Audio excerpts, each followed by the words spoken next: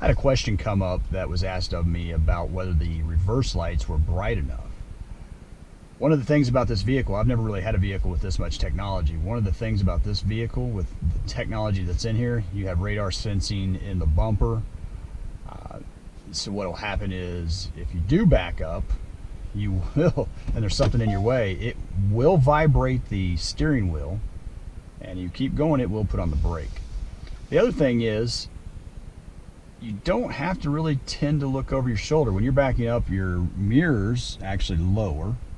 What's interesting about the mirrors though, the mirrors lower as long as your mirror button over here on the left hand side is set in a left or right position. If it's set in the middle position, it won't lower. So the mirrors lower to show you the bottom parts or towards your bumper side of the back of the vehicle. You also have your 360-degree camera view, and you have the overhead or the rear view camera view.